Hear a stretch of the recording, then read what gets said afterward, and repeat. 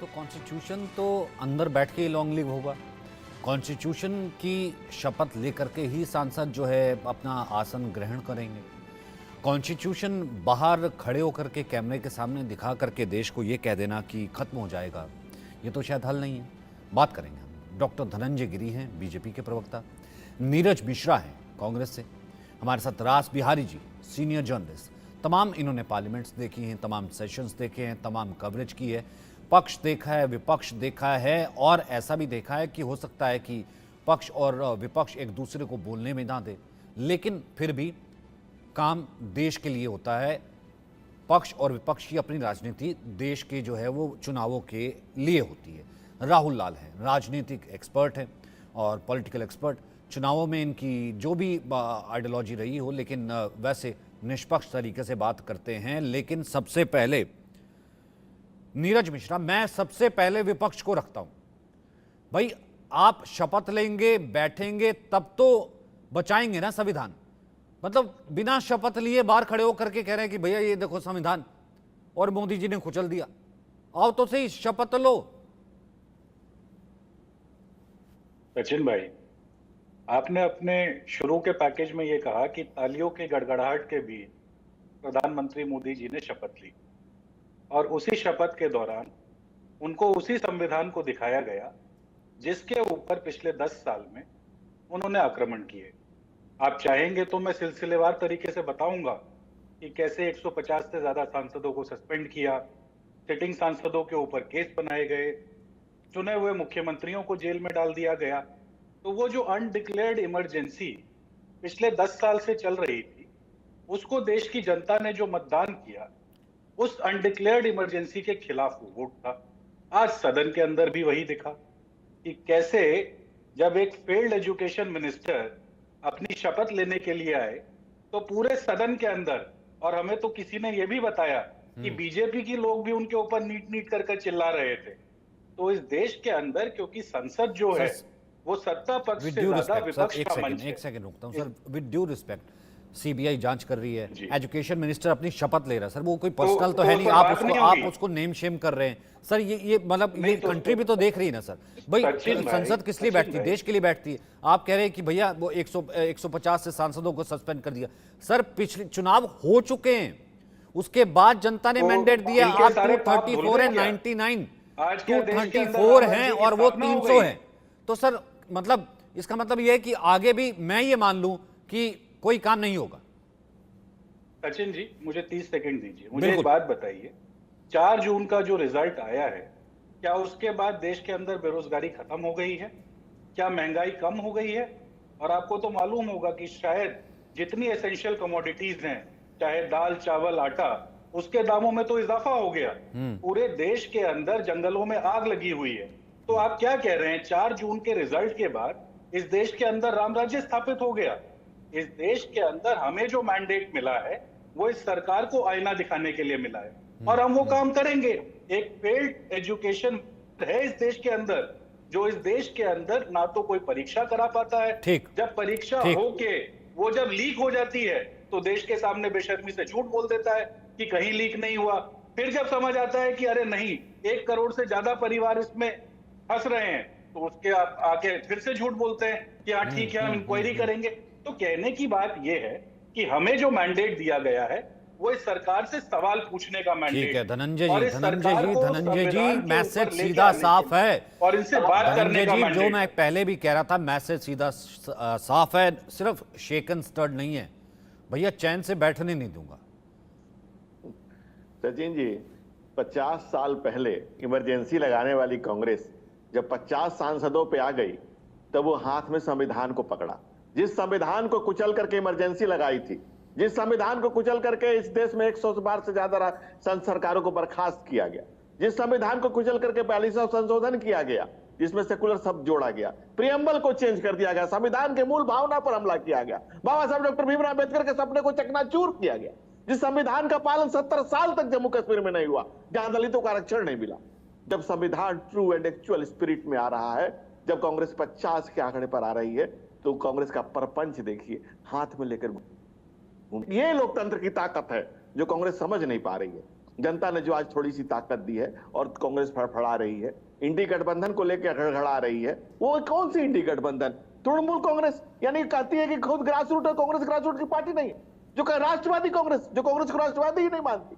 ये विसंगतियों, विडंबनाओं और विद्रूपताओं के बीच में देश को न्यूनतम लोकतंत्र की समझ अगर कांग्रेस को होती तो जनता के जनादेश का सम्मान करती। जनता ने जनादेश दिया आपको विपक्ष में बैठने का। हम जब विपक्ष में रहे, विपक्ष की भी एक मर्यादा स्थापित की, और जब सत्ता पक्ष में है तो सत्ता पक्ष की एक मर्यादा स्थापित की है।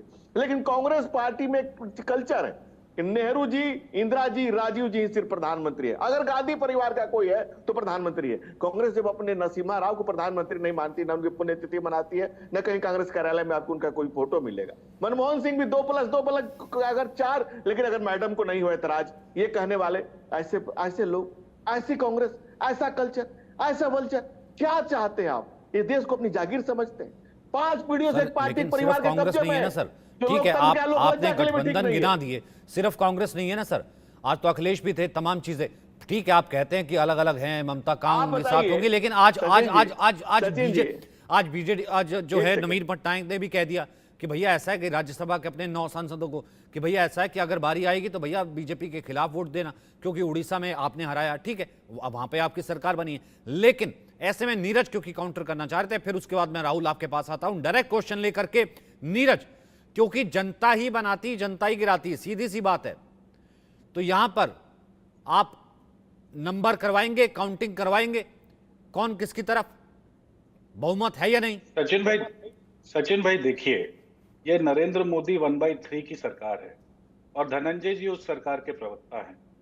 मुझे तो ऐसा लगता है कि इनको शायद अभी तक वो नंबर रजिस्टर नहीं हुए, क्योंकि कांग्रेस को 50 कह रहे हैं और अपने आप को मेरे ख्याल से दिमाग में 400 पार समझ रहे होंगे।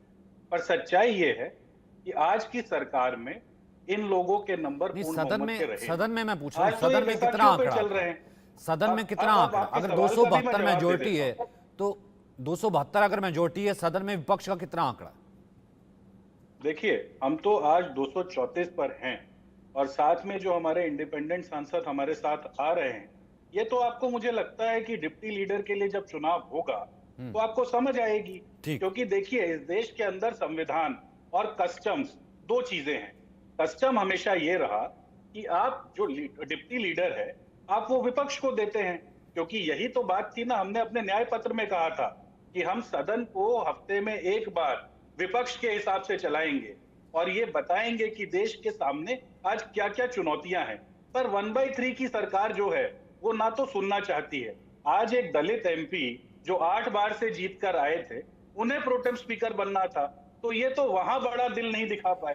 तो अब आने दीजिए, डिप्टी लीडर का चुनाव हो जाने दीजिए। लगातार नहीं जीत के आए थे ना, ये तर्क था सर, ये तर्क था, मतलब वो लगातार नहीं जीत के आए थे ना, तो ये क्या राहुल लाल, मतलब राहुल लाल ये क्या सिर्फ एक सेकंड में दो पैनलिस्ट बाकी हैं, ये तर्क नहीं, ये तर्क उनका था, ठीक है, आपका तर्क दूसरा हो सकता है, ठीक है, नहीं मैं डिबेट को सिर्फ धनंजय जी और नीरज जी के बीच में नहीं रखना चाहता, डिबेट को मैं थोड़ा ओपन कर देता हूँ। राहुल लाल और रास बिहारी जी, इन दोनों को भी ले आता हूँ। राहुल लाल, फिर ये तो दृश्यम का खेल हो गया भैया, ठीक है, आप 226 ये कह रहे हैं, 226 है, इसका मतलब यह है कि क्योंकि मैं 226 हूं इसलिए सामने वाले को चैन से जीने नहीं दूंगा। उसका मतलब ये होता है, क्रक्स ये होता है कि काम नहीं होगा, कोई नील बटे सन्नाटा। सचिन जी देखिए, मुझे ऐसा नहीं लग रहा कि विपक्ष जो है कि काम नहीं होने देने वाला मंशा के साथ है। विपक्ष का जो मूल धर्म है कि वो जनता के मुद्दों को उठाए, उस रूप में चल रहा है। जो हंगामा हुआ है, क्या उस हंगामे को उस दृष्टि से हम लोग निगेटिव मांगे? और हंगामा उस रूप में हुआ भी नहीं है। मैं आपको आंकड़े देता हूं सचिन जी, 1951 में लोकसभा के प्रथम चुनाव हुए और अब हम लोग 18वीं लोकसभा चुनाव के बाद ये 18वीं संसद है ये। तो ऐसे स्थिति में सबसे ज्यादा हंगामे की स्थिति अगर सदन के भीतर कहीं बनी है तो वो 2009 से 14 के दरमियान थी, जब यूपीए 2 का मामला था। उस समय आप सदन के आंकड़े उठा के देख लीजिए, सबसे ज्यादा जो है कि सदन की कार्रवाई विपक्ष ने बाधित की थी, और उस समय विपक्ष में कौन था? भारतीय जनता पार्टी था। फिर भी क्या उस समय 150 से ज्यादा, 140 से ज्यादा सांसदों को क्या बाहर का रास्ता दिखाया गया था? सचिन जी, नहीं दिखाया गया था। तो मुझे लग रहा है कि इसको उस रूप में परिभाषित ना किया जाए। उसी का ही तो फैसला किया है ना जनता ने, तभी तो 50 से जो है 100 तक ला दिया, तभी मैं- तो मैं तो- जो है मैं वही यूपी की एक पार्टी को जो है देश की तीसरी सबसे बड़ी पार्टी बना दिया। मतलब रास बिहारी जी, जनता तो जनार्दन है, ये कब विपक्ष मानेगा? चुनाव खत्म हो गया, अब भी कह रहे हैं कि खत्म हो जाएगा। भैया अंदर सचिन जी, आओगे, सचिन शपथ जी, लोगे, एक लाइन, सचिन जी। तब तो संविधान को बचाओगे। रास बिहारी जी, संविधान ऐसे बच जाएगा? देखिए राहुल लाल आज भी सो कॉल्ड जो है वो है न्यूट्रल है। नहीं, मैं तो बिल्कुल क्या हाँ, ये गलत न्यूट्रल कहा है, मैंने? आप ये बताइए न्यूट्रल है। सचिन कह रहे कि जी। देखो आज के कार्रवाई में- क्योंकि आज की क्योंकि पिछली कार्रवाई बार में निकाल दिया था। 10 में से 10 अब भैया नंबर पिछली देने बार देंगे जिनको हम लोग। निकाल दिया था वो हो सकता है चुन के भी ना आए हो। पिछली बार निकाल दिया था इसलिए बदला लूंगा। हद है। रास बिहारी जी, देखिए आज भी प्रधानमंत्री नरेंद्र मोदी ने कहा हम जीत कर आए हैं, कांग्रेस अध्यक्ष ने कहा मोदी हार गए हैं। सरकार किसकी है जनता देख रही है। सरकार के मंत्री शपथ ले चुके हैं, जीते हुए सांसद शपथ ले रहे हैं। इसके बाद भी बार बार ये कहना कि एनडीए की सरकार नहीं बनी है, एनडीए को जनादेश नहीं मिला है। 292 सीटें जीतने के बाद भी अगर कोई राजनीतिक दल का नेता मैंने तो ये सीधा ही कहता पूछा है ना, मैंने तो सीधा ही कि उनसे पार्टी पूछा कि को भैया जीत नहीं है, करा लो बहुमत। 240 पे आ गया, होता है। वो जितना है वो 303 से 240 आना ये ओ भाई 272 होता है जीतना। नहीं, मैं कह रहा हूं भारतीय नहीं जनता क्या, पार्टी नहीं क्या, है। नहीं क्या, 303 272 होता है आएंगे। जीतना। नहीं, मैं एक से गिरी थी सरकार, वाजपेयी सरकार एक सांसद से गिरी थी। मक्कारी नहीं की फौज देखिए। नहीं से होता है। नहीं क्योंकि हम पास पहुंच गए इसलिए नहीं ये होता है। एक सांसद से सरकार गिर गई थी। लोकतंत्र है यार, बेवकूफ समझते हैं आप लोगों को। रास बिहार जी, बात पूरी कीजिए। एक्सपर्ट की तरह बैठते हैं तो बातें सुना नहीं, वो करो। कांग्रेस के सर कांग्रेस से ज्यादा, कांग्रेस नहीं, कांग्रेस से ज्यादा तमाम दलों के प्रवक्ता की तरह राहुल जी बात करते हैं। तमाम दलों की तरह राहुल जी बात करते हैं, पर्सनल अटैक करते हैं। राहुल जी पर्सनल अटैक करते हैं। और आप नहीं, कैसे मैं अटैक कर रहा हूं? लोग ज्यादा भाव करते हैं। मतलब 226 पे कह रहे हैं कि मेरे पास मैंडेट है। मैंने तो नीरज जी इतने सीजन्ड पैनलिस्ट हैं, इतने सीजन है, वो अपनी पार्टी का बचाव कर सकते हैं। राहुल जी, आप क्यों मुखौटा लगा करके आते हैं कि मैं जो है एनालिस्ट हूं? आप क्यों मुखौटा लगा के आते हैं कि मैं एनालिस्ट हूं? भाई नीरज जी बचाव कर सकते हैं, आप क्यों मुखौटा लगा के आते हैं एनालिस्ट हूं? मैंने कोई मुखौटा है नहीं ना, लगाया। आपको मुखौटा लगाने की जरूरत नहीं। नीरज जी बहुत बढ़िया तरीके से अपनी पार्टी को बचा सकते हैं, संविधान को बचा सकते हैं, कांग्रेस को बचा सकते हैं। आपको बताने की जरूरत नहीं है कि मैं 226 तक पहुंच गया इसलिए संसद चलने नहीं दूंगा, ये मेरा अधिकार है। रास बिहारी जी, बात पूरी कर लीजिए, उसके बाद धनंजय। देखिए विपक्ष जो बार बार ये कह रहा है कि भारतीय जनता पार्टी चुनाव नहीं जीती है, चुनाव में सीटें कभी ज्यादा कभी कम हो सकती हैं, लेकिन कौन बहुमत लेके आया है, कौन बहुमत लेकर सरकार बना रहा है, ये जनता देख रही है। लेकिन आप अगर उस आदेश को, जनादेश को नकार रहे हैं, नहीं आप तो हार गए हैं। देखिए सबसे बड़ा उदाहरण मैं आपको पश्चिम बंगाल का बताता हूं, जहां 2021 में भारतीय जनता पार्टी 3 सीट से बढ़कर 77 सीट तक पहुंच गई थी विधानसभा में। वहां पूरे देश में हल्ला मचाया गया कि भारतीय जनता पार्टी चुनाव हार गई। मतलब भारतीय जनता पार्टी हारी नहीं, एक चीज बताइए, 200 पार का नारा लगा रही थी भारतीय जनता पार्टी, आपको याद होगा राज बिहारी जी, 200 पार का नारा था, 200 सीटों को किसने क्रॉस किया? गजब हाल है, सबके बीच में बोलना है। हद है यार राहुल लाल जी। यार आप जो है ना, राहुल लाल, वो आपको एड्रेस नहीं कर रहे हैं, वैसे डिबेट मैं चिल्ला रहा हूं। वो जैसे ही कोई नाम लेते हैं, सर वो नीरज मिश्रा को दर्द होना चाहिए ना, अगर कोई फैक्चुअल मिस्टेक हुई। आप तो राजनीतिक विश्लेषक हैं, विश्लेषण कर देना बाद में, बीच में आ जाते हैं। भाई रास बिहारी जी के बीच में आने का क्या मतलब है? भाई किसी बीजेपी वाले से दिक्कत हो तो मेरे को समझ में आता है, किसी कांग्रेस वाले से दिक्कत हो समझ में आता है, रास बिहारी जी से दिक्कत है आपको? सरकार बनी क्या? आम आदमी पार्टी सरकार बनी क्या? पहले आप बात ना करो, आपको जो आदत है बीच में बोलने की, मत क्या करो ऐसा। रास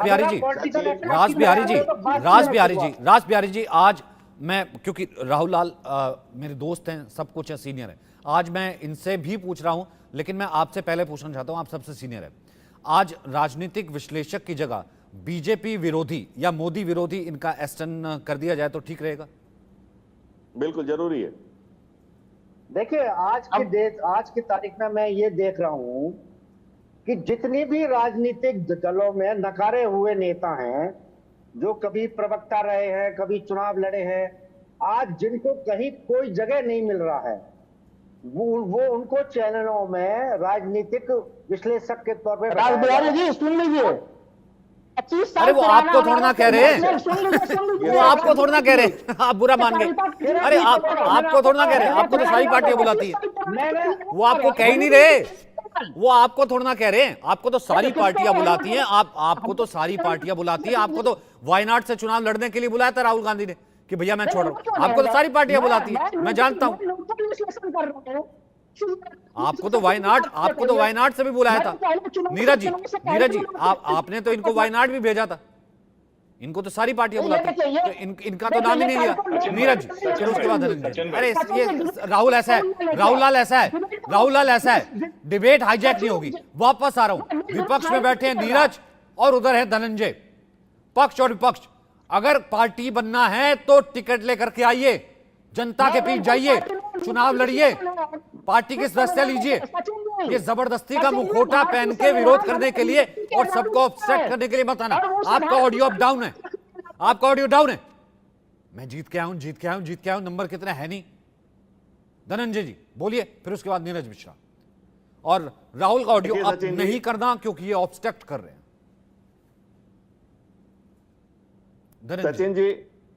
सचिन जी असहमतियों का सम्मान लोकतंत्र है। हमारे पुरखों ने असहमतियों की फसल बोई है, ये लहलहाता हुआ लोकतंत्र उसी की बानगी है। हम आपसे असहमत हो सकते हैं, लेकिन हम असहमत होकर के भी साथ हैं। यही लोकतंत्र है, यही लोकतंत्र का तकाजा है। कांग्रेस अगर ये कहती है तो 145 सीट पे जो कांग्रेस ने 2004 में सरकार बनाई थी, तो क्या वो हम कहें कि 1/4 प्रधानमंत्री थे? नहीं, प्रधानमंत्री इस देश का प्रधानमंत्री है। उसको 1/3 कह करके इस देश प्रधानमंत्री किसी पार्टी का नहीं है, वो इस देश का प्रधानमंत्री है। हम 2009 में कांग्रेस ने 206 सीट पर सरकार बनाई, तो हम कहें कि आधे प्रधानमंत्री? नहीं, प्रधानमंत्री है। लेकिन लोक लज्जा और लोकतंत्र में आस्था रखना ये कांग्रेस कभी सीख पाती तो इस कांग्रेस कभी हारती नहीं। हारना जीतना तो लोकतंत्र में जनता के आशीर्वाद से होता है, लेकिन आप लोक भावनाओं में हार जाए, लोक परसेप्शन में हार जाए, इस देश को हराने के लिए लग जाए, ये गलत है। राष्ट्र का सम्मान करिए, इदम राष्ट्राय इदम न मम। ये कांग्रेस इस कल्चर को 62 के बाद पहली बार कोई प्रधानमंत्री तीसरी बार शपथ ले रहा है और आप उसको 1/3 प्रधानमंत्री कर। अरे कम से कम इस पार्टी की मर्यादा रखिए, इस देश का सम्मान कीजिए। या हमें मजबूरी होगी 3000 साल पहले आचार्य चाणक्य के उस फैसले पर उनको प्रणाम करना पड़ेगा। और ये जो लोग भाड़े पर चले आते हैं, भाड़े पर भाव करने, भाई आप अपने असहमत हो, आप अपने छद्मवेशधारी से बाहर आइए, आप क्लियर करिए। आप कहिए कि मैं उनके खिलाफ हूं, लेकिन मतलब कांग्रेस को दिक्कत नहीं, नीरज को दिक्कत नहीं है, मतलब वो चलने दे रहे, मैं माफी मांगता हूं इसके लिए। मतलब हर एक के बीच में बोलना, रास बिहारी जी को तंग करना, मतलब गलत बात है, मतलब कितनी बुरी बात है। ठीक है, ऐसा अटेंशन के लिए कुछ भी करेगा, हर घड़ी चश्मे दीदार में रहने के लिए कुछ बकवास चाहिए दीदार में रहने के लिए, ये गलत बात है। ये बिल्कुल हम अपनी बहाना आप गलत है, सही है वो अलग बात है। सपा प्रवक्ता हो, बीएसपी भी हो, भले मैं कह रहा हूं कोई भी पार्टी हो, भले जीत के ना आई हो, लेकिन पार्टी तो है, लड़ती है, उसके बाद जीत हार जनता डिसाइड करती है। लेकिन नीरज ऐसा थोड़ा ना होगा कि भाई आप 55 साल सत्ता में रहे लेकिन विपक्ष में भी रहे, तो ये तो है नहीं कि देश चलने नहीं देंगे। देश आपने भी चलने दिया, तमाम बिल भी पास हुए, आप विपक्ष में भी रहे। तो एक हेल्दी कंपटीशन, यानी कि सामने वाले को ये बताना कि भैया जबरदस्ती नहीं चलेगी, जंगल राज नहीं आ सकता, ये जरूरी है। और उसमें बहुत थिन लाइन होता है, और उसमें ऐसा कह देना कि बाहर के कुछ लोगों को यह मैसेज ना जाए कि नीरज मिश्रा ये कह दे कि भैया आग लगा दूंगा, मतलब यह है कि सामने वाले कुछ लोग बैठे हैं बाहर, विश्लेषक जो आग लगा देंगे, वो तैयार बैठे हैं वो माचिस लेकर के कि वो जनता के बीच भैया आग लगा देंगे। नीरज मिश्रा को पता है कैसे रिस्पॉन्ड करना है। सचिन भाई, पहले तो मैं आपसे और इंडिया न्यूज से एक रिक्वेस्ट करूंगा कि आप लोग एक आज मियाद सेट कर दी कि जितने लोग आपके यहाँ राजनीतिक विश्लेषक आते हैं, आप उनके नीचे सच में लिखना शुरू करिए। हो सकता है रास बिहारी जी सरकार के पक्ष की बात करते हो, तो आप लिख दीजिए कि सरकार के समर्थक हैं। राहुल लाल सरकार के विरोध में बात करते हो, आप लिख दीजिए। आप ये मियाद सेट करिए, क्योंकि पिछले 10 साल में आप लोगों की क्रेडिबिलिटी पर भी सवाल उठ गया है। नहीं बिल्कुल, मैं जरूर इसको जो है अपने टाइमलाइन में डालता हूं। बिल्कुल, अच्छा, बहुत अच्छा सजेशन दिया आपने। जी, क्योंकि हम लोग कॉलीग्स हैं भाई, जितना आप हमें स्पेस देते हैं, हम लोग और आप लोगों का सिम्बायोटिक रिलेशन है, तो हम लोग उसको खराब ना करें। दूसरी बात सचिन भाई ये है कि आज के जितने आपने सवाल अभी पूछे हैं पिछले 10 मिनट में, उसमें मुझे पता नहीं ऐसी बात की एक बू आ रही है कि शायद विपक्ष में होना कोई पाप है, क्योंकि धनंजय जी ये कहते हैं कि विपक्ष में अगर हम खड़े हैं तो हम देश के विरोध में खड़े हैं। इनको अभी भी अपनी गलतियों से ये समझ नहीं आ रहा है कि इस देश के अंदर इस तरीके की भाषा नहीं चलेगी। आज विपक्ष के पास एक जो मैंडेट है वो इनको सिर्फ ये बताने के लिए दिया गया है कि आपने 10 साल में अन्यायकाल चलाया, अगर आप इसे कंटिन्यू करेंगे तो आप दूसरी तरफ आ जाएंगे, और तब हम आपको नहीं कहेंगे कि आप देश विरोधी हैं, क्योंकि इस देश का एक एक सांसद, एक एक राजनीतिक कार्यकर्ता इस देश को महान बनने के लिए आगे बढ़ता है। जब हम महंगाई की बात करते हैं सचिन भाई, तो वो क्या देश विरोधी बात हो जाती है? हम जब इस देश के अंदर पेपर लीक की बात करते हैं, बेरोजगारी की बात करते हैं, क्या ये देश विरोधी बातें होती बिल्कुल, हैं? बिल्कुल। तो हम लोगों को कभी भी अतिशोक्ति में इस तरीके के शब्द किसी के लिए नहीं कहने चाहिए। और देखिए, सच्चाई ये है कि नरेंद्र मोदी जो हैं वो हमारे भी है प्रधानमंत्री, लेकिन वो एनडीए की सरकार है। नरेंद्र मोदी 1/3 की जब हम बात करते हैं, हम ये कहते हैं कि आज जो उन्होंने अपने लिए आंकड़े रखे थे वो उससे जब चूक गए तो उन्हें बाकी घटकों की जरूरत पड़ी। और इस देश के अंदर क्योंकि वो आइडिया ऑफ कोलिजन जो है मैं तो बिल्कुल कहता हूं सर, वो सर्वोपरि भाई है। ऐसा मैं विपक्ष आपको सवाल सिर्फ- पूछेगा सिर्फ तभी 10 देश के लिए सेकंड में बेहतरी एक- होगी। विपक्ष सवाल मैं सिर्फ पूछेगा एक तभी लाइन में देश के लिए खत्म कर बेहतर देता हूं। कानून बनेंगे, तभी बेहतर तरीके से बिल मैं पास होंगे। सचिन भाई वही कह रहा था, देखिए एक ना। तरफा तरीके से जो है सरकार चल करके देश का फायदा नहीं हो सकता। इसलिए मैं कहता सचिन हूं, भाई मैं सिर्फ 10 सेकंड में एक बात जी, ये कह जी, रहा था जी। कि वो जो आइडिया ऑफ कोलिजन है वो इस देश का आइडिया है। आप देखिए ना, उस कोलिजन की राजनीति में इस देश को आरटीआई मिला, इस देश को वो फूड सिक्योरिटी मिला जिसके ऊपर मोदी जी वोट मांगते हैं, इस देश के अंदर राइट टू एजुकेशन उसी आइडिया ऑफ कोलिजन से निकला। तो ये तो अच्छी बात है कि ये गठबंधन की सरकार है, इसके अंदर वो चेक एंड बैलेंस लाने का काम वो हमारा है। और देश के संविधान में भी लीडर ऑफ अपोजिशन की जगह है, तो कोई भी अगर इनके विपक्ष में आकर बात करे तो उसको देश विरोधी मत कहिए। देश की जनता ने आपको यही सबक सिखाने के लिए ये मैंडेट दिया कि आप जो 400 पार कह रहे थे आप 240 पर रुक गए। दो पार्टियां आपके साथ ऐसी हैं, कब वो भाग जाएंगी आपको पता नहीं चलेगा। तो अतिशोक्ति में धनंजय जी प्लीज ऐसी बात मत किया कीजिए। ठीक है धनंजय जी, 226 या 234 से 272 होते देर नहीं लगती है। और आप भी तो साथ हैं ही है ना, जिसको ये कहते हैं भाई कौन है? बीजेडी ने कहा कि हम साथ नहीं हैं। और साथ कौन है? चंद्रबाबू नायडू। और चंद्रबाबू नायडू भी तमाम तरीके की अटकलें चली रही हैं, स्पीकर, डिप्टी स्पीकर। धनंजय जी जवाब दीजिए जो नीरज देगा, फिर राहुल लाल आपके पास आऊंगा। सचिन जी, अगर प्रश्न पत्र हमें समझ में ना आए तो हम अपने से प्रश्न लिख के उत्तर लिख दे, ये भी अद्भुत बात है। हमने तो कभी नहीं कहा कोलिशन की राजनीति तो हम इस देश में लेकर के आए। असहमतियों का सम्मान लोकतंत्र है, इसको लगातार कहते रहे। और हम ये कह रहे हैं कि देश के प्रधानमंत्री, जिसको बाद में नीरज जी ने एक्सेप्ट किया कि देश के प्रधानमंत्री वो किसी दल से जुड़े हुए हो सकते हैं, लेकिन मामला देश का है। और आप इस देश के प्रधानमंत्री को 1/3 प्रधानमंत्री कहेंगे तो हम 145 पर बने हुए कांग्रेस के प्रधानमंत्री को क्या कहें, और 206 पर बने हुए प्रधानमंत्री को क्या कहें, या 230 पर लास्ट सरकार जो आपकी बनी उसको क्या कहें। हम ये कह रहे हैं हमारी आपकी असहमतियां हो सकती है, उसको सदन में बैठ करके हम बात करेंगे, सदन में उसके चर्चे करेंगे, सदन में उसके मुद्दे उठाएंगे। लेकिन इस देश के आम जन का आदमी, आखिरी आदमी पर, समाज के अंतिम पैदान पर खड़े हुए व्यक्ति का, जिसकी वोट से सरकार बनती है, जिसकी आंखों में सपने हैं, जिसको लोकतंत्र को लेकर के उसकी सारी सपनाएं, उसके सारी सवालों का एक जवाब है विकास करना, एक साफ सुथरी और छल से सभी की सरकार चलाना। दूसरा, कांग्रेस को 99 आया, 52 पिछली बार आया, उसके पहले 44 आया। इसकी चर्चा छोड़ी, हम तो 2 से यहां तक का सफर तय किए हैं, लेकिन वो अपनी राजनीतिक इच्छा शक्ति के बदौलत किए हैं, विचारों के बल से स्वयं को इतना बड़ा किए हैं। लेकिन परिवार के बल से कांग्रेस चल रही है, 5 पीढ़ियों से एक ही परिवार, वो सब विषय नहीं है। विषय है आज लोकतंत्र का विषय है, विषय इस देश के आम आदमी का, समाज के अंतिम पायदान पर खड़े हुए व्यक्ति का। हम वहां पे एक दूसरे के साथ मिलकर रचनात्मक विपक्ष की भूमिका की बात कर रहे हैं। हम रचनात्मक विपक्ष की भूमिका में रहे, जब हमने कभी डस्टर नहीं चलाया, हमने कभी संसद की मर्यादा, कितना एक मर्यादा को एक सीमा तक रखा। दूसरी बात आप कह रहे थे कि प्रोटेम स्पीकर की, तो 2004 में ये मर्यादा कहां गई थी जब आपने सरकार बनाई थी? 10 बार के पार्लियामेंटेरियन थे वाजपेयी, 9 बार के थे जॉर्ज फर्नांडिस, दोनों को छोड़ के आपने बनाया था। 2009 में ये मर्यादा आपकी कहां चली गई थी? उसके अलावा जब झारखंड में आपने सरकार बनाई थी, मामला हाईकोर्ट तक चला गया था, जहां हाईकोर्ट ने कहा कि it is a precedent not written in. तो राहुल लाल, इसका मतलब ये है कि 272 से जब 300 वाला एनडीए है वो पहले भी भी सरकार चलाता आया है, तो भैया ऐसा है कि आपके पास भी तो 99 है, 34 है, पलड़ा इधर का उधर भी तो हो सकता है। जरूरी है कि देश में आग लगाना? सबसे पहले सचिन जी, कोई आग लगाने वाली बात तो आपने भी कई टिप्पणियां की। देखिए, मुझे नहीं लग रहा कि मैंने नहीं कही थी, मैंने कहीं बहुत से सी भी ऐसी डिस्टर्ब पार्टियां किया थी, है, मैं आपको नहीं नंबर कह रहा, मैं बहुत सी ऐसी पार्टियां थी, मैं नाम नहीं लेता हूं, मैं नेता का नाम भी नहीं लूंगा।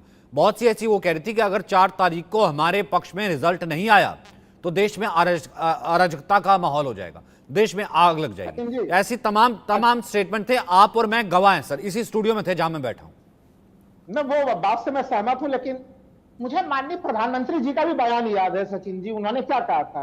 माननीय प्रधानमंत्री जी ने कहा था कि जो इंडिया अलायंस है वो 4 जून तक के लिए ही है, 4 जून के बाद इंडिया अलायंस नहीं दिखेगा।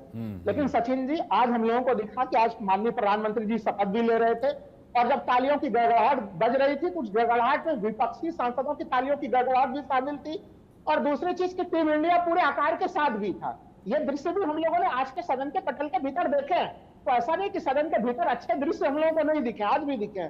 और मैं कह रहा हूं कि जब विपक्ष और मजबूत हुआ है, विपक्ष का मजबूत होना लोकतंत्र को मजबूत ही करता है। लोकतंत्र के लिए सत्ता पक्ष जितना अनिवार्य है, उतना ही विपक्ष भी अनिवार्य है। अगर हम लोगों ने देखा कि 2014 के चुनाव में कांग्रेस कमजोर रही, 19 में कमजोर रही, इतनी कमजोर रही कि कांग्रेस जो है कि मुख्य विपक्षी दल के जो है कि भूमिका वो नहीं ले सकी। तो वैसे स्थिति में वो एक अच्छी स्थिति नहीं थी। लेकिन इस समय तमाम जो जनता के मुद्दे वो उठाए जा रहे हैं। हमें लग रहा है कि सरकार पहले उन मुद्दों को जिस तरह से अनसुना करती थी, अब सरकार उस स्थिति में नहीं रहेगी। तो ये स्थितियां तो एक बड़ी बेहतर परिस्थिति दिख रही है। ठीक है, वो जरूरी है, का उदाहरण वो जरूरी है, एक लाइन में कह रहा हूं, वो जरूरी है, इस परिस्थिति बिल्कुल वो जरूरी है। मतलब रास बिहारी जी, वो जरूरी है। मतलब जाहिर सी बात है, छूट तो हम ये कहते हैं ना, छूट तो किस अपने बेटे के लिए नहीं होती। छूट अगर दे दो तो फिर क्या हो जाता है वो बेटा, वो फिर तो वो पोर्श वाला कांड हो जाता है पुणे में जो हुआ, कैसे वो गाड़ी चला देता है, कैसे ड्रंकन ड्राइव जो है बॉम्बे में हो जाता है। छूट तो जो है अपने घर में जो है वो पिता भी जो है वो डांट करके रखता है ताकि बेटे को छूट ना मिले। तो विपक्ष तो कुछ वैसा ही काम करता है ना, या फिर वैसे ही काम करेगा, उम्मीद तो ये की जानी चाहिए। देखिए, ये बहुत जरूरी नहीं है कि अगर सत्ता पक्ष बहुत बड़े अंतर से चुनाव जीता है तो वो बहुत अच्छे काम करे, या विपक्ष अगर कम संख्या में जीता है और वो जोरदार ना हो। बात होती है कि आप क्या प्रदर्शन कर रहे हैं। अगर विपक्ष कम संख्या में भी है, देश ने पहले भी देखा है, देश के पहले प्रधानमंत्री जवाहरलाल नेहरू के समय विपक्ष की क्या हालत थी, लेकिन विपक्ष के जो नेता थे, उनकी जो आवाज थी, संख्या बल में कम होते हुए भी पूरा देश उनको उस वक्त भी सुनता था। ये जब कई राज्यों में हमने देखा है जहां पर अपोजिशन में बहुत कम लोग होते हैं, लेकिन पूरे सरकार को हिला कर रखते हैं। ये होता है विपक्ष या सत्ता पक्ष की अपने कार्यों को लेकर कैसा जनता के सामने संदेश दे रहे हैं। अगर विपक्ष में बहुत सारे नेता हो जाए, जब राहुल लाल कह रहे हैं कि इंडिया गठबंधन बहुत मजबूत बना हुआ है, अरे 4 जून को रिजल्ट आए नहीं थे कि आम आदमी पार्टी ने कह दिया हमारा दिल्ली में गठबंधन खत्म, उधर हरियाणा में बोल दिया हमारा हरियाणा में गठबंधन खत्म, इधर कांग्रेस ने कह दिया कि केजरीवाल चोर है, वो तो दोबारा उसी पटरी पर आ गए हैं। तो गठबंधन कहां है? ममता बनर्जी का आप उदाहरण आप दे लो, लेकिन ममता बनर्जी क्या कह रही है? अधीर रंजन चौधरी को डर के मारे पार्टी छोड़नी पड़ रही है। केरल में क्या हो रहा है? प्रियंका गांधी चुनाव लड़ने जा रही है, वाम दल कह रहे हैं आ जाओ हम फिर भी आपके सामने हैं। तो ये तो विपक्ष के गठबंधन की एक तस्वीर आपके सामने है। अब रही बात कि नीरज जी कह रहे हैं कि हमारे नीचे आप लिख दो। 45 साल की पत्रकारिता के बाद अगर कोई ये कहेगा कि रास बिहारी सत्ता पक्ष के लिए बोल रहे, मैं जो बात कह रहा हूं कि भाई आप 240 लाए, सरकार किसकी बनी? आप कह रहे हार गए। अगर ये सत्ता पक्ष के लिए बोलना है, फिर तो आप देश में फिर से इमरजेंसी लगाने की बात कर रहे हो। आप जो 50 साल पहले आपने इमरजेंसी लगाई थी, फिर आप इमरजेंसी लगा दो। आप थोड़ी तय करोगे कौन किसके पक्ष में क्या बोल रहा है, क्या नहीं बोल रहा है। और मैंने जो बात कही थी, मैंने कहा था कि मैंने तो राहुल लाल पे कोई टिप्पणी नहीं की जो राहुल लाल बीच में बोले। मैंने कहा था बहुत सारे नेता ऐसे हैं जो पहले पार्टियों में रहे, प्रवक्ता रहे, चुनाव लड़ने का मौका मिला, आज वो कहीं नहीं है। आज आज उनकी मजबूरी है तो राजनीतिक विश्लेषक के तौर पे बैठते हैं। भाई राहुल लाल, आपने कौन सा चुनाव लड़ा? आप किस पार्टी के वो थे प्रवक्ता जो आपको बुरा लगे इस बात पे कहने का? ये कार्यक्रम हमारे मुद्दे पे तो हो नहीं रहा है, लेकिन फिर भी अगर आपने हमारा मुद्दा उठा ही दिया है, मैं कह रहा हूं, आप अगर 45 साल से पत्रकारिता में, 25 साल से मैं अभी पत्रकारिता में हूं, चलिए भाई आपका तो पत्रकार लिखिए ना, तो पत्रकार लिखिए, सिर्फ लिख दीजिए। मैं तो हूं, आप लिखिए पत्रकार, हमें कोई आपत्ति नहीं है। मैं तो भाई 25 वर्ष हो गए। अरे पत्रकार बनने के लिए बहुत कुछ करना पड़ता है। पत्रकार बनने के लिए बहुत कुछ छोड़ना पड़ता है। हर आदमी पत्रकार नहीं बन जाता है। आप कह रहे हैं टीम इंडिया आपको दिख नहीं रहा, सदन के भीतर टीम इंडिया कितने मजबूती के साथ खड़ी है। प्रधानमंत्री का बयान और जो आज सदन के भीतर की तस्वीरें है वो आपको दिख रही है। सचिन, मैं बात क्या कह रहा हूँ? राहुल गांधी कहाँ पर क्या बुरा लग रहा है? पार्टी का बयान ये था कि भाई वो जो पूरा का पूरा सर ऐसा है केजरीवाल जेल में है, आम आदमी पार्टी का प्रवक्ता नहीं आया, जो सुन लीजिए दीदी जो है दीदी ने फोन नहीं उठाया राहुल का। जाते हुए केजरीवाल कह गए कि 4 जून तक का गठबंधन था, गठबंधन खत्म हो गया। उसके लिए अगर कोई जवाबदेही होगी या कोई जवाब देगा तो नीरज जवाब देंगे ना भाई, ऑफिशियल है। आप हर चीज को, आपको तो डायरेक्टली एड्रेस ही नहीं किया रास बिहारी जी ने, आपको तो डायरेक्टली एड्रेस भी नहीं किया। मैंने सिर्फ कहा कि पत्रकार लिख लीजिए, आपको तो डायरेक्टली एड्रेस भी नहीं किया रास बिहारी जी ने। वो सिर्फ वो कहा कि वो ऐसे लोग जो चुनाव नहीं लड़ पाए, वो कह रहे कि भाई मैंने ये सिर्फ कहा कि ऐसा है कि 224 या 26 से जो है सरकार नहीं बनती, ये विपक्ष है और विपक्ष में जो है इंडिया गठबंधन जो है उसमें मतभेद नजर आते हैं। अब वो कितना इकट्ठा है, कितना पक्ष में, ये मैं नीरज से जान लूंगा। आप उससे पहले आ जाते हैं भाई, वो नीरज बचाव कर लेंगे ना। नीरज। सचिन भाई, रास बिहारी जी को लगता है सुनने में कुछ दिक्कत आई होगी। मैंने तो कहा कि शायद रास बिहारी जी सरकार के समर्थन की बात करते हो, जैसे राहुल जी सरकार के विरोध की बात कर रहे हैं। सर वो मेरे ख्याल से इसलिए नहीं, वो मेरे ख्याल से इसलिए नहीं लिखना चाहते सर, वो मेरे ख्याल से इसलिए नहीं लिखना चाहते, वो उस वक्त भी पत्रकारी थे, शायद उस वक्त लिखा होगा और इनको जेल में डाल दिया होगा। सर वो एक इमरजेंसी लगी थी सर, मैंने तो देखिए, मैंने तो सर इमरजेंसी लग गई थी सर, 25 साल पहले जेल में डाल दिया था। हो सकता है रास बिहारी क्योंकि उस वक्त भी पत्रकारिता करते थे सर। देखिए ना, वो सिद्दीक कप्तान भी रास बिहारी जी जेल गए थे। रास बिहारी जी आज बता दीजिए, वो कह रहे हैं कि हो सकता है उनको सुना ना हो, रास बिहारी जेल गए थे क्या? नहीं, मैं इमरजेंसी में तो जेल नहीं गया था, क्योंकि इमरजेंसी में तो मैं इतना बड़ा नहीं था। लेकिन यह है कि जेल में अपने लोगों से, हमारे जो लोग थे जो जेल में बंद थे, उनसे मिलने जरूर जेल जाया करते थे। सचिन भाई, मैं अपनी बात पूरी कर दूं अगर आपकी इजाजत हो। देखिए, सिद्दीक कपन भी शायद आप ही के साथी पत्रकार हैं, कितने दिनों से जेल में हैं, थे या रहेंगे, इसके ऊपर जवाब आप ढूंढ लीजिएगा। क्योंकि 10 साल से एक एक्स्ट्रा कॉन्स्टिट्यूशनल तरीके से इस देश के अंदर अनडिक्लेयर्ड इमरजेंसी लगाई गई थी। आज ये जो 25 जून की तारीख की बात हो रही है, तो आप ये याद रखिएगा, इस 24 जून को जो कि आज है, वो एक्स्ट्रा कॉन्स्टिट्यूशनल अनडिक्लेयर्ड इमरजेंसी का खात्मा हुआ, जिसका मैंडेट 4 तारीख को मिला था। अब आप सदन के अंदर देखेंगे, ये अपनी बातों को बुलडोज नहीं कर पाएंगे। इनको देश की जनता के सामने जवाब रखने होंगे कि नरेंद्र मोदी जी ने पिछले 10 साल के अंदर जितने झूठ बोले, उन सब का हिसाब देना होगा। बेरोजगार युवाओं को बताना होगा कि मैंने तुम्हें बेरोजगार क्यों किया। महंगाई की मार झेलने वाले मिडिल क्लास परिवारों को बताना होगा कि हमने आपकी कमर क्यों तोड़ी है। जब ये सवालों के जवाब ये सदन में लाएंगे, तो आपको रियलाइज होगा कि आज 24 जून का जो दिन है वो सबसे इंपॉर्टेंट हो गया। 25 जून इतिहास में रहा है और उसके बारे में हम बार बार बात करते हैं, हर साल बात करते हैं, लेकिन आज इस 24 जून के बारे में सचिन जी, आपके बच्चे बात किया करेंगे कि अनडिक्लेयर्ड इमरजेंसी खत्म हुई। अनडिक्लेयर्ड और डिक्लेयर्ड, लास्ट कमेंट रास बिहारी जी, 30 सेकंड। अनडिक्लेयर्ड और डिक्लेयर्ड, ये कह रहे हैं अनडिक्लेयर्ड। ठीक है धनंजय, लास्ट कमेंट। ठीक है धनंजय जी, लास्ट कमेंट। देखिए, डिक्लेयर्ड इमरजेंसी तो इस देश ने देखी है, और उस दौरान क्या हुआ उसकी याद रखने वाले लोग आज भी जिंदा हैं। लेकिन कांग्रेस कहती है कि मीडिया पर अनडिक्लेयर्ड सेंसरशिप है या आपातकाल लगा है। मैंने तो कभी नहीं देखा। हम तो सरकार के खिलाफ भी प्रदर्शन करते हैं। हम तो जिन राज्यों में भाजपा की सरकार है वहां भी प्रदर्शन करते हैं, जहां विपक्ष की सरकार है वहां भी प्रदर्शन करते हैं।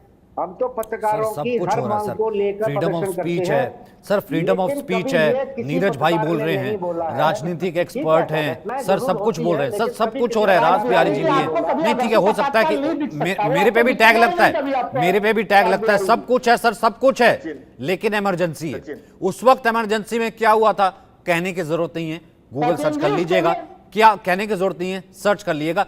अगर आज इमरजेंसी होती तो मेरे ख्याल से राहुल और मैं शायद बोल ना रहे होते देश के सवाल में।